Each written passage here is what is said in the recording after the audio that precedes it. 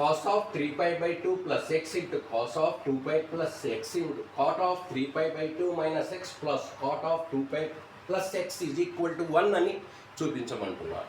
So ఎడమ చేతి వైపు విలువ తీసుకుంటాం. Here first we should convert radians into degrees. So we know that pi radians is equal to 180 degrees. Multiply this equation both sides by 2. 2 pi is equal to 180 into 2. Right hand side 360 degrees అవుతుంది. So cos of ఇక్కడ next pi radians is equal to 180 degrees. Dividing both sides this equation by 2. Pi by 2 is equal to 180 by 2, 90 degrees. 180 by 2. Both sides 3 తో multiply చేయండి. 3 pi by 2 is equal to 3 into 90, 270 degrees. అవి ఇక్కడ substitute చేస్తాం. 3 pi by 2 is equal to 270 degrees plus x, cos of 270 degrees plus x. Next cos of 2 pi. 2 pi is equal to 360 degrees plus x. Next cot of 3 pi by 2 is equal to 270 degrees.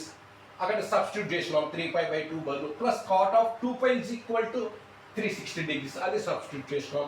Next this is odd angle.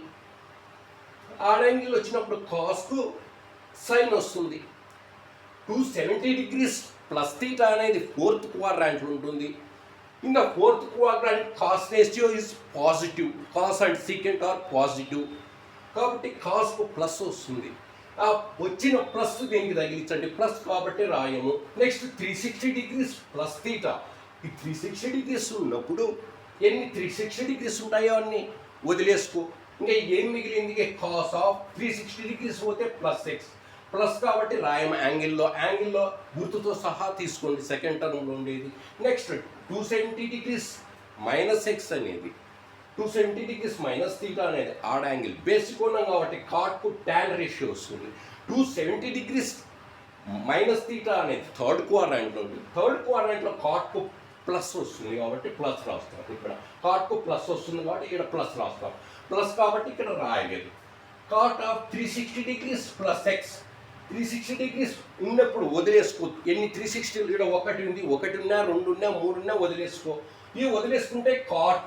Next second term ఉండే angle గుర్తు వస్తా. Cot of plus X. Plus కాబట్టి రాయం, minus అయితే రాయాలి. Sine X into cos X ఇది equal to tan X cot ఎక్స్ను కంప్లీట్గా సైన్ కాస్లలోకి మార్చుకో. ఎందుకంటే మనకి ఇక్కడ సైన్ ఎక్స్ కాస్ ఎక్స్ ఉంది కాబట్టి వీటిని కూడా సైన్ ఎక్స్ కాస్ ఎక్స్ కంప్లీట్గా సైన్ ఎక్స్ కాస్ ఎక్స్లలోకి మార్చుకో. We know that tan X is equal to sine X by cos X. Sine ఎక్స్కు కాస్ ఎక్స్కు టాన్ ఎక్స్కు మధ్య ఉండే రిలేషన్ మనం రాసినాం. Tan X is equal to sine X. Next cot X is equal to cos X by sine X. ఇక్కడ